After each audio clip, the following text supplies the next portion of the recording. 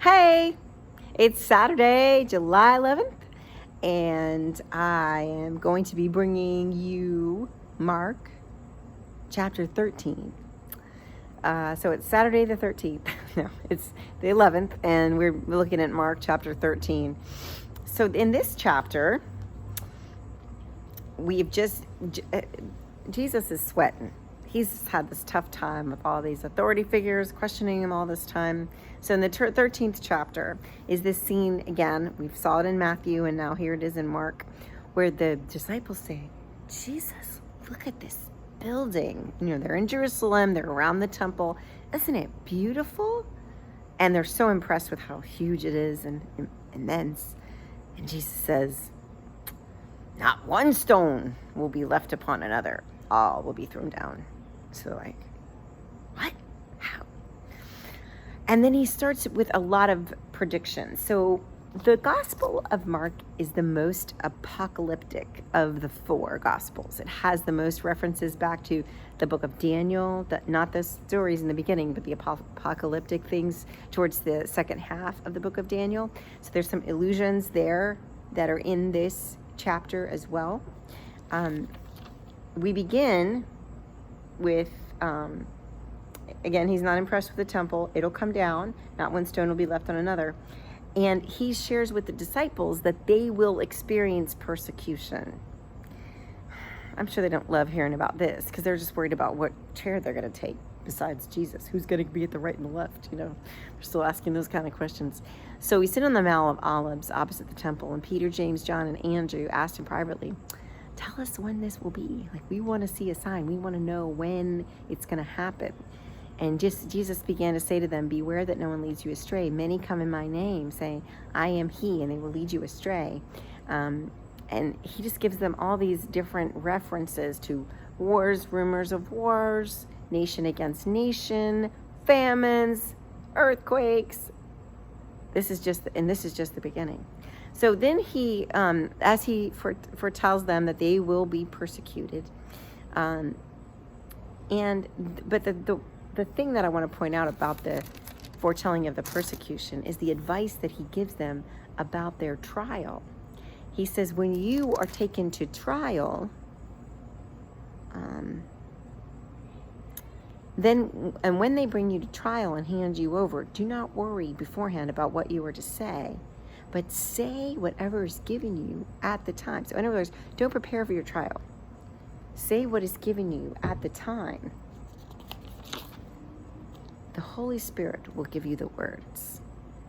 Now, this goes against everything that we do when we decide that we are going to be as prepared as we can for every eventual outcome. Jesus says, no, don't think about what you're going to say. Just wait till the moment. Trust. Rely on God to provide. The ram in the thicket. Remember Abraham and Isaac? Beautiful, beautiful thing. So you're going to be persecuted. However, if you just trust in God, you will say what you need to say. So, then he starts talking about the desolating sacrilege. Now, scholars are still trying to figure out what is meant by the desolating sacrilege, but you'll see it in there. When you see the desolating sacrilege set up, basically, in a very long way, he says, don't do anything but leave. Do not stop. Do not go back and get a coat. Do not pass go. Do not collect $200. Go. Right then. Right there. So take flight and flee and don't look back is what he says when the desolating sacrilege comes about. So this is more apocalyptic language. The coming of the Son of Man. The sun will be darkened. The moon will not give light. So it's going to be dark. A world that is surrounded by darkness, and you will know not the hour nor the day. So keep awake. So they asked him in the beginning, tell us when this will be. And then he goes through a lot about watchfulness and that you won't know the hour nor the day. And so keep awake, keep alert, and pay attention. He talks about the need for watchfulness. Beware, be alert. for you do not know when the time will come. This generation will not pass away until these things come to pass. This is also in Mark, and I'm just going to pause on it because I didn't when we looked. Also in Matthew, I didn't when we looked at Matthew. This idea that he's saying that this is going to happen in this generation. He's going to see, this is the generation that's going to see this happen. The people who are alive today, this will happen before they die, is basically what Jesus is saying. And so I wanted to talk about what that means. How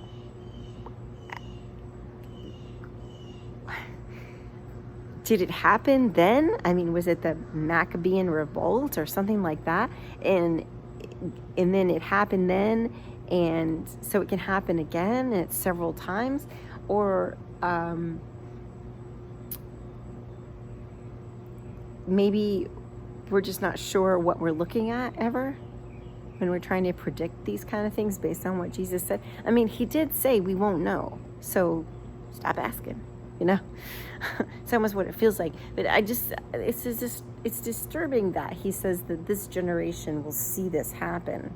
And we know that the people who were alive back then are not alive today. Truly, I tell you, this generation will not pass away until all these things have taken place. Heaven and earth will pass away, but my words will not pass away. So what does that mean, this generation won't pass away until all these things have taken place? Maybe that people will still be reading the gospel when these predicted end times come. Well, that's comforting.